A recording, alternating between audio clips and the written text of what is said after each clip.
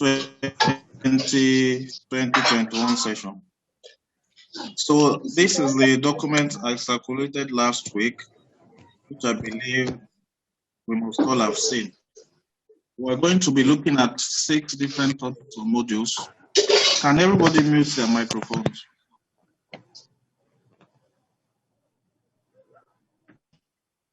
Can everybody mute their microphone?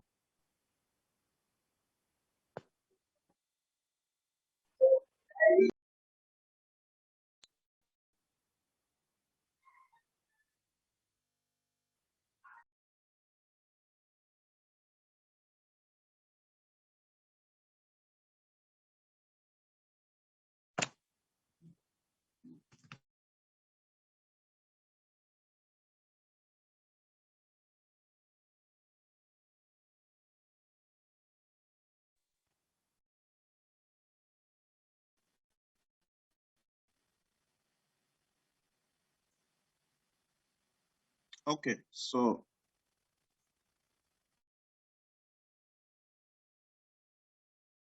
this course, we are going to be looking at 6 topics or 6 modules. And today we will be looking at the first module and possibly also the second module. So this is a document I circulated last week. Yeah, so just for the course overview, I hope everybody can hear me. Yes, sir. Okay. Is Dorcas around now?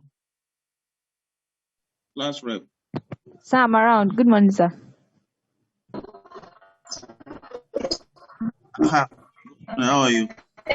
So is what you want me to do, sometime maybe participants will have a list of people that attended. Then after you take that, just to my email address. Is that okay?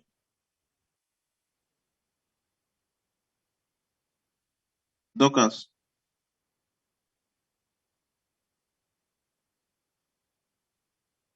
Dorcas? She left. Okay. So we are going to be introducing ourselves to the basic principles of mathematics and how we are going to be applying them to economic problems. So as we go along, you'll see that economics as a study today has a large component of mathematics involved. So as you go higher, when you get to 200 level, 300 level, you'll still be doing more mathematics courses. And then from 300 to 400 level, you get introduced to econometrics, which is just a combination of economics, statistics, and mathematics. So for this introductory course, Eco104, what we want to do is just to build a little bit on what you have done in secondary school. And especially, we will now see mathematics techniques to economic problems. So for the assessment, we are going to have a test, or which we normally call a mid-semester exam, but with the way things are now, where we're having our virtual classes, it might not be mid-semester, it might be probably later on during the semester. And then we're also going to be having assignments and what have you. So after today's class, I'm going to post the first assignment and also the lecture slides for module 2, which will be set theory. So all these tests and assignments are what we call our continuous assessments, which account for 40% of the total mark, and then this will account for 60% of the total mark. So the reading list, the major text we'll be using is Chiang and Wainwright, Fundamental Methods for Mathematical Economics. But we have some other textbooks here which can also help you in understanding the basic concepts we are talking about. So for the course outline, like I said, we have 6 modules. So today we'll be looking at modules 1 and 2, which is the use of mathematics in economics, just a simple introduction. to how and why we use mathematics in economics. And then after that, we'll introduce ourselves or reintroduce ourselves to set theory. And then the third module or the third topic will be algebraic methods. And then after that, we'll look at matrix algebra. And then after that, topic 5 or module 5 is differential calculus. And now we apply it to economics. And then the sixth and final module is integral calculus. So just as a way of introduction, we'll start with understanding how and why we use mathematics in economics. Mathematical economics. They are more or less the same thing. The only difference is that when we talk of mathematical economics, then we are expressing what we everything that we are analyzing in mathematical form. Whereas if it's non-mathematical economics, then we're expressing what we're analyzing in verbal form. Okay, so both of them are different ways in which we can approach our study of economics. So while for mathematical economics, we use various symbols and equations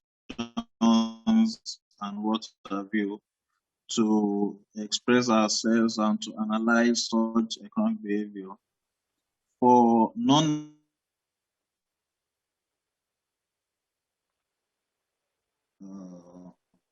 economic phenomena. So there are a number of advantages of the mathematical approach. One is rather than writing so many words or so many sentences, we keep things concise and precise by simply specifying different equations. And then the time we keep.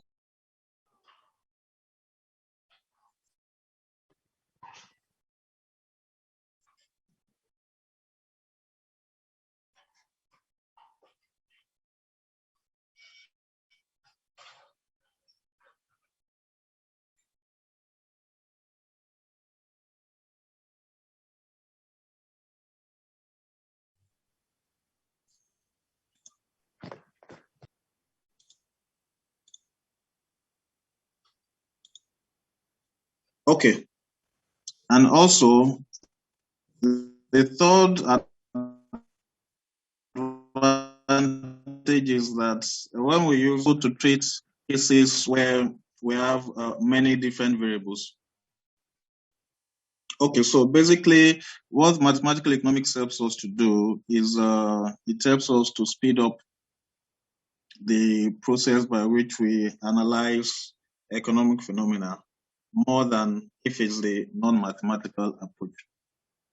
So when we talk about, like I said, when you get to 300 and 400 levels, you are going to be looking at, you are going to be introduced to econometrics. So econometrics is also another branch of economics where we combine three things. We combine mathematical economics, we combine economic theory, and we combine statistics. So they are not the same. While for the case of mathematical economics, what we are doing is we're applying mathematics to theoretical issues of economic analysis. For the case of econometrics, what we're doing, like I said, we're using things or statistics. So we're using data and to test different economic theories. So we're making use of all those three components when we are studying econometrics. So for mathematical economics, we'll be specifying different mathematical equations and functions. So it's pretty much theoretical. Whereas when we're talking about econometrics, we're combining those mathematical equations with data. So we're using statistics. and we're using it to test different economic theories. So the econometric approach is an empirical approach focusing exclusively on mathematical economics.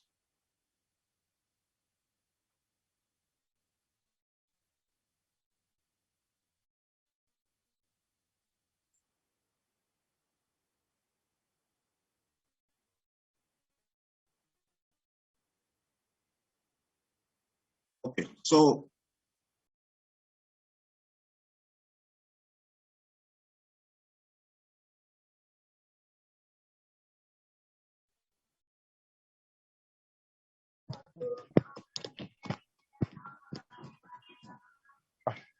sorry, bye.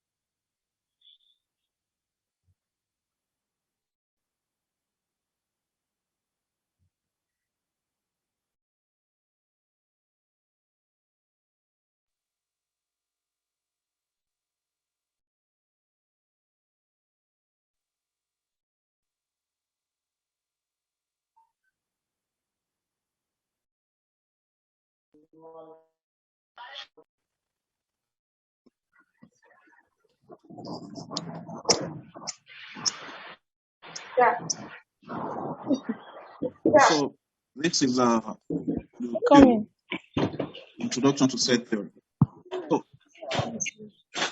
So what we want to look at is the first issue is what is a set, and the simple definition is that a set is a well-specified collection of elements.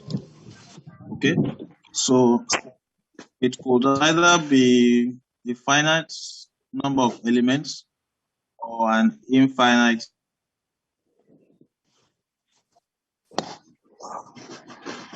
is the number of students registered for Eco104. And then another set would be the number of male students registered for Eco104. And then another set could be the number of female students registered for Eco104. Okay, so that set, which contains all the when we as we go on, we'll say that of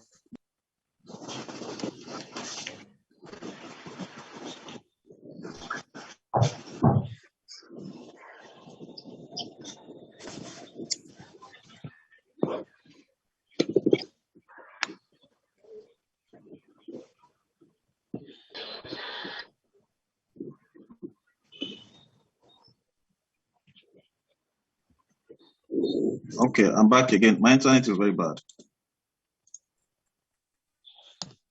Oh,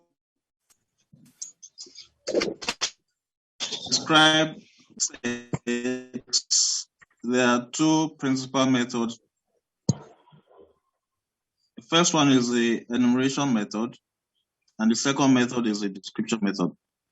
So for the enumeration method, what we do is that we list